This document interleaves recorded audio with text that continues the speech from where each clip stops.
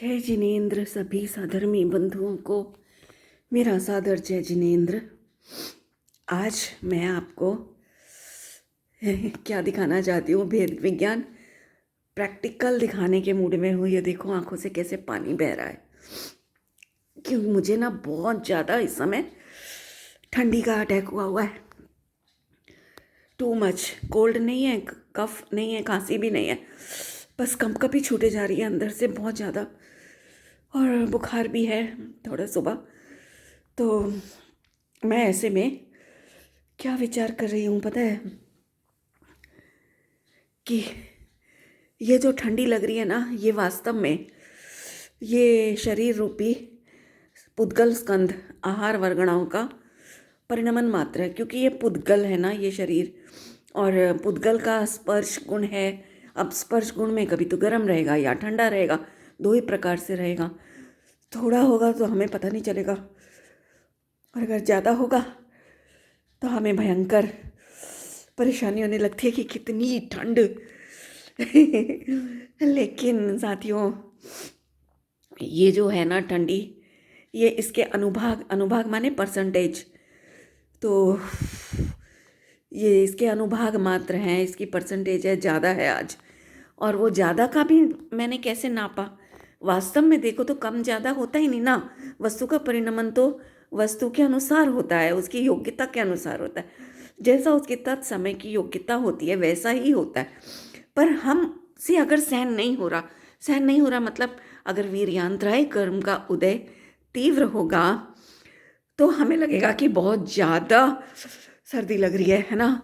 लेकिन ऐसा नहीं होता, वो कम भी नहीं है ज़्यादा भी नहीं है, उसके उदय के अनुसार देखो, उसका जो विपाक का अनुभाग है उसके अनुसार देखो, तो कम भी नहीं ज़्यादा भी नहीं। तो ये क्या, फिर मैंने क्या महसूस किया कि जो मुझे इसमें मैं बने की फीलिंग आ रही है तो ये तो मैंने क्लियर कर दिया कि है तो ये पुद्गल रूपी शरीर का स्पर्श गुण का शीत रूप से परिणमन, शीत पर्याय रूप से, है ना। लेकिन उसमें जो मुझे मेरे पने की अनुभूति आ रही है कि मुझे ठंड लग रही है, ये जो परिणाम है ना, ये मोहिनी, ये चारित्र मोहिनी कर्म का है वास्तव में।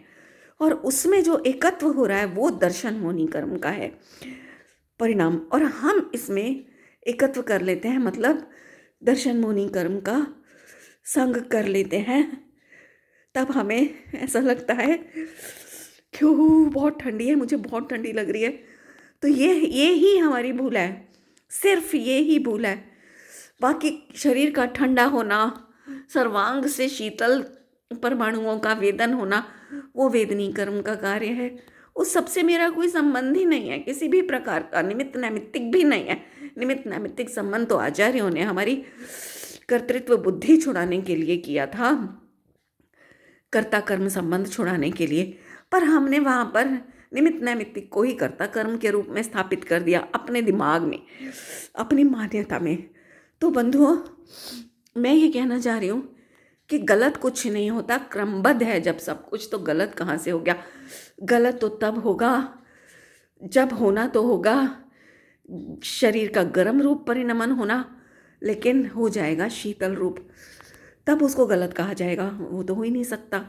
वो हो जाएगा तो केवली का ज्ञान झूठा हो जाएगा, दिव्य ध्वनि झूठी हो जाएगी, वस्तु व्यवस्था ही झूठी हो जाएगी। फिर तो कभी कुछ भी हम गलत सलत कुछ भी करते फिरेंगे, तो वस्तु स्वरूप में ही नहीं है, वस्तु व्यवस्था में ही नहीं है। ऐसी अटल वस्तु मर्यादा जो है विश्व की, वो एक शास्त्र है ना, पुस्तक बहुत मोटी, अटल विश्व व्यवस्था, वो यही है। अगर हमने ऐसा विचार कर लिया तो समझो हमने वो इतनी मोटी वाली पुस्तक अटल विश्व व्यवस्था का स्वाध्याय कर लिया। करा नहीं चाहे लेकिन कर लिया, क्योंकि करना, उसमें से पढ़ के भी तो यही करना था। तो हमने बिना पढ़े ही अगर ये कर लिया तो हम ने मानो उसका स्वाध्याय कर लिया। तो ये मुझे कहना था कि ये है सारा खेल। और देखो, जहाँ पर ये आहार वर्गणाओं में हमें इनका शीत रूप परिणमन दिखाई दिया, वहीं पर कर्मों में भी हमने भिन्नता देखी।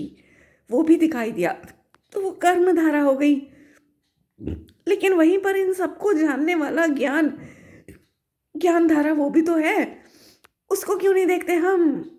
उसी को देखने के लिए ये सारा फैलाव है, जितना भी जिनवाणी में फैलाव है सारा उसी के लिए। और आपको पता है 11 अंग 9 पूर्व 14 पूर्व, 11 अंग 14 पूर्व होते हैं ना, उनमें से 11 अंग उनमें से 11 अंग का ज्ञान तो द्रव्यलिंगी मुनिराज को भी हो जाता है। 11 अंग ले रही हूँ, पूर्व की बात नहीं कर रही हूँ मैं, 11 अंग, क्योंकि मुझे इतनी इसकी नॉलेज नहीं है ज्ञान की और अंग इसके पूर्व की और अंगों की। पर इतना मालूम है कि 11 अंग का ज्ञान होने पर भी उन्हें सम्यक्त नहीं होता, वो आत्मकल्याण के मार्ग पर नहीं चल पाते। क्यों? क्योंकि उनका जो 12वां अंग है ना, दृष्टिवादांग अंग, वो छूट जाता है, दृष्टि से परे रह जाता है उनका उपयोग। और जिसने ये 11 अंग नहीं पढ़े, नहीं समझे, लेकिन एक 12वां अंग समझ लिया, अंतरंग में उतर गया उसके, तो वही समय दृष्टि हो जाता है, उसको 11 अंगों की आवश्यकता ही नहीं होती। जैसे कि हमारा आगम भरा पड़ा है, अंजन चोर थे, महावीर का जीव था सिंह की पर्याय में, पार्श्वनाथ के थे हाथी की पर्याय में, ऐसे भरे पड़े हैं दृष्टांत। इन लोगों ने क्या किया? कुछ नहीं पढ़ा, कुछ नहीं पता इनको, लेकिन सीधे दृष्टिवादांग उनके अंतरंग में उतर गया और उसी से उनका आत्मकल्याण का मार्ग प्रशस्त हो गया। अभी देखो मैंने गिलोय का काढ़ा बनवाया, इसमें गिलोय, तुलसी, दालचीनी, काली मिर्च, लौंग सब है। ये देखो अभी मैं ये पी रही हूँ धीरे धीरे करके, इससे थोड़ा सा आराम आने वाला है।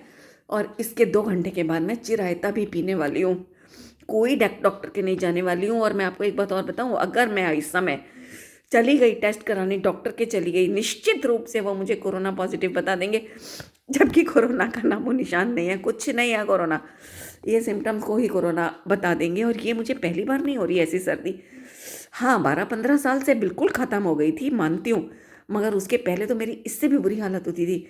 अभी तो मैं सर खुला बैठी हूँ, पहले तो मैं सर पे भी टोपियाँ, मफलर, जाने क्या क्या, बाप रे, पूरी सर से पाँव तक लदी होती थी, ग्लव्स भी पहनती थी हाथ में। और अभी तो मेरे हाथों में भी ग्लव्स नहीं है, देखो बिल्कुल खाली है मेरे हाथ, तो उतना बुरा हाल नहीं है। तो मुझे परिणाम आया कि मैं अगर बाद में बनाने बैठूंगी ना वीडियो, तो सब भूल जाऊंगी, मेन पॉइंट सब भूल जाऊंगी। तो मैंने सोचा क्यों ना आज लाइव बनाया जाए, प्रैक्टिकली आपको दिखाया जाए, तो जो चिंतन अभी चल रहा है ना वो एज इट इज़ आएगा, तो मज़ा भी आएगा, है ना। तो साथियों ये है भेद ज्ञान की कला। और हम बहुत से लोग ना प्राय ऐसा भी करते हैं कि वो शरीर से, कर्मों से भी भिन्नता कर लेते हैं, लेकिन अपने ज्ञान स्वभाव को नहीं उठाते। जैसे मैंने अभी बोला कि इन सबको जानने वाला ज्ञान भी तो है ना, यहाँ पर ज्ञान धारा भी तो बरत रही है निरंतर, उसके बिना तो कुछ है ही नहीं, जानने में आ ही नहीं सकता। मैं जो इतना बोल रही हूँ ये उसी ज्ञान धारा की वजह से ही बोल रही हूँ, वो अखंडपने अनवरत रूप से परिणमन कर रही है, उसमें कोई खंड नहीं आता। उसको ठंड नहीं लगी, अगर उसको ठंड लग जाती ना तो ये कंपन जानने में भी आता और ज्ञान जान नहीं पाता एज इट इज़। जैसे बहता हुआ पानी वो प्रतिबिंब को स्वच्छ पने से नहीं दिखा पाता, ऐसे ही ये ज्ञान अगर इससे प्रभावित हो जाता तो ये भी ऐसे के ऐसे अनुभाग, ऐसे के ऐसे सब नहीं दिखा सकता था, नहीं जान सकता था। तो इससे सिद्ध होता है कि अव्यापादत्व मेरा गुण है।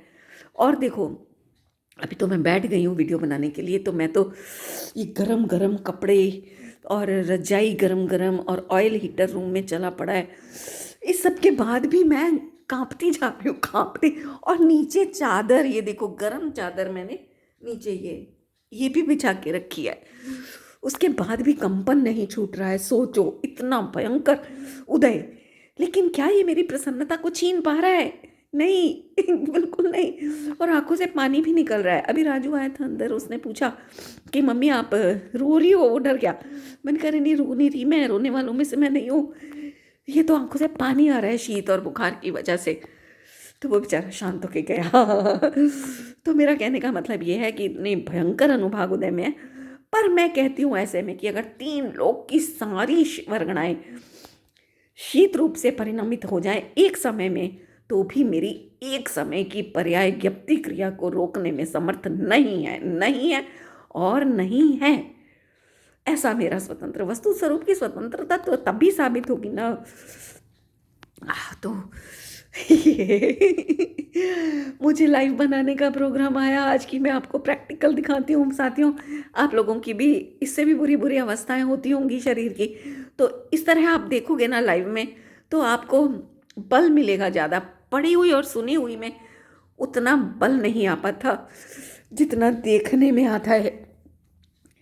इसलिए मैंने आज ये वाला वीडियो बनाया है आप सबके लिए। तो आप लोग भी अपनी कैसी भी अवस्था आ जाए, याद करना वो है ना, अपवित्रो पवित्रो वासु स्थितो दुस्थितो पिवा ध्यायेत पंच नमस्कारम। क्या है ध्यायेत पंच नमस्कारम, भूल गई मैं। तो उसको याद करना और अपनी ज्ञप्ति क्रिया को महसूस करना कि क्या वो बाधित हो रही है। और देखो क्षयोपशम, अब ये जो इस ठंडी गर्मी से जो भी प्रभावित हो रहा है ना, वो क्षयोपशम प्रभावित हो रहा है, ज्ञान नहीं प्रभावित हो रहा। तो इससे ये भी सिद्ध हुआ कि क्षयोपशम ज्ञान भी मैं नहीं, ये भी कर्म जनित है। और दूसरी बात, ये जो अभी रजाई में पड़े पड़े भी मैं ऐसे ऐसे ऐसे कांप रही थी, ऐसे हिल रही थी, ऊपर से रजाई दिख रही थी कि अंदर कोई हिल रहा है बहुत बुरी तरह से।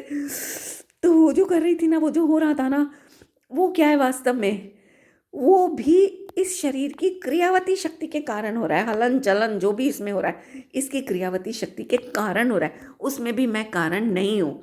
लेकिन बंधुओं, हम क्या करते हैं, अभी मेरी फ्रेंड का फ़ोन आया, उसको पता चला मेरी तबीयत ठीक नहीं है, तो उसका फ़ोन आया।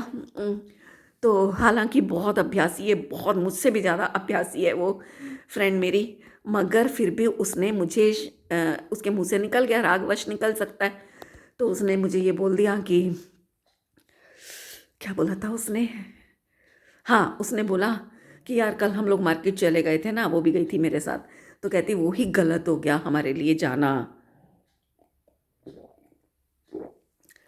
तो फिर मुझे एकदम लगा, मैंने उसको बोला उल्टा, मैंने कहा यार तुम्हें मुझे संबोधन देना चाहिए, उल्टा मैं तुम्हें संबोधन दे रही हूँ, ये क्या बात हुई कि मैंने, मेरे मुंह से एकदम निकला अनायासी कि यार जाने से नहीं हुआ, ये जो हुआ है ना, ये इसका उदय काल निश्चित था, क्रमबद्ध पर्याय में निश्चित था। अगर मैं घर में गरम गरम कंबलों में, रजाइयों में, हीटरों में भी बैठी होती ना, तब भी ये आनी थी दशा शरीर की, तो आके रहती। इसको हम रोकने में समर्थ नहीं थे। तो लेकिन हम क्या गलती करते हैं, हमने कर्ता कर्म की तो ये मान्यता बना ली, वो भी ऊपरी ऊपरी ओढ़ी हुई मान्यता है कि मैं करने वाला नहीं इसका। लेकिन ये जो निमित्त नैमित्तिक बना लेते हैं ना, कि अगर हम नहीं जाते तो नहीं होता, हमारे जाने, हमने गलत किया जा करके, ये जो परिणाम है ना, ये निमित्त नैमित्तिक संबंध के रूप में हम कर्ता कर्म को ही पुष्ट कर रहे हैं अपनी मान्यता में।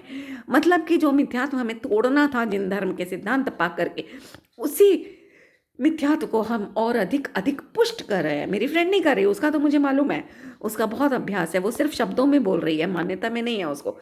मगर ज़्यादातर लोग मान्यता में इस बात को बसा लेते हैं कि निमित्त नैमित्तिक संबंध तो है। तो ये मैं आप लोगों को बताना चाहती हूँ, निमित्त नैमित्तिक संबंध से भी सावधान रहो। निमित्त नैमित्तिक संबंध सिर्फ इतना है कि जब तबीयत खराब होगी या कोई भी और भी कार्य होने को होगा, तो सामने कोई ना कोई निमित्त उपस्थित होगा ही होगा। जैसे कि अब मुझे ये निमित्त होना था, तबीयत आज खराब होनी थी, कल हम जाकर आए मार्केट, तो कल शाम से ही बॉडी में पेन था बहुत ज़्यादा, ठंडी लगनी तो रात में भी शुरू हो गई थी, लेकिन सुबह बहुत बढ़ गई थी। तो ये सब जाने की वजह से नहीं हुआ। हम निमित्त ढूंढते हैं कि हमने क्या खाया था, हमने क्या ऐसा किया था जिसकी वजह से ये हालत हो गई। तो ये सारे मिथ्यात्व के रूप हैं साथियों, इसको समझो।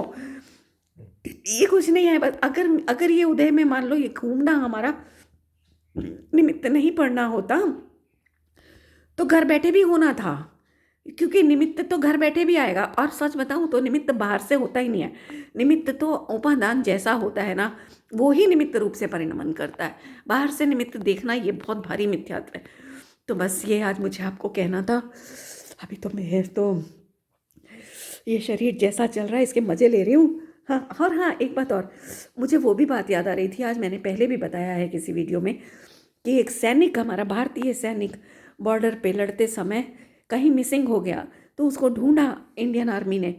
अभी लोग ढूंढते हैं तो इनके पास तो बहुत तरह के साधन है, कोई मशीन हो सकती है जिससे वो लेके जाएं और उसका पता बता दे कि यहाँ पर कोई इंसान है दबा हुआ, या शिकारी कुत्तों को उसका कुछ सूंघा करके लेके जाएं कि भाई वो वहाँ पे बता पाएँ कि भाई यहाँ पर वो फलाना व्यक्ति है। तो वो व्यक्ति भी ना, उसकी जब खोज शुरू हुई तो वो 6 दिन से बर्फ़ के अंदर दबा हुआ मिला था। उसकी हड्डियां गल चुकी थी, स्किन ख़त्म हो चुकी थी, लेकिन ये लोग उसको निकाल करके तुरंत हॉस्पिटल लेकर के गए, जहाँ 1 या 2 दिन में वो मृत घोषित कर दिया गया। तो सोचो, तो मैंने सोचा मेरी तो वो हालत नहीं है, क्या सर्दी, क्या मुझे ऐसे बर्फ़ में दफन कर दिया है किसी ने? नहीं, मैं तो पूरी, अरे जरा सी सर्दी क्या बिगाड़ लेगी मेरा, मेरा तो बिगाड़ने में समर्थ है ही नहीं, मुझे छूने में भी समर्थ नहीं है। वो है ना भजन, कर्मों के उदय की चिंता मुझको तो रंजना, ये है क्षणिक और मुझसे तो अति भिन्न ही सदा, कर इनका तमाशगीर रह वेदक ना बनूंगा, ज्ञाता स्वभाव है सदा ज्ञाता ही रहूँगा, है ना। कर्मों के उदय की चिंता मुझको तो रंजना, वाह वाह वाह वाह। सच्ची में बहुत मज़ा आ रहा है बंधुओं, बहुत मज़ा आ रहा है। तो आप भी इस तरह से, आपकी जैसी भी अवस्था हो, इस वीडियो को लगा करके ध्यान से सुन लेना, आपकी सारी तकलीफ भाग जाएगी। तकलीफ से मतलब कर्ता बुद्धि, शरीर का रोग नहीं भागेगा, वो तो अपने उदय जितना समय लेकर आया है उदय का उतना पूरा करके ही जाएगा, पर अंदर की जो इसको लेकर के आकुलता होती है ना, अंदर में कर्ता कर्म की भ्रांति होती है, वो जरूर टूटेगी, और वही तोड़ना तो हमारा लक्ष्य है ना। तो चलो आज के लिए बस, अब ये शरीर की मांग है, घुस जाओ रजाई में, क्योंकि काढ़ा पी लिया है, काढ़ा गरम गरम पीने के बाद रजाई में घुसना बहुत ज़रूरी है। तो चलो बंधुओं, मिलते हैं फिर अगली वीडियो में। जय जिनेंद्र।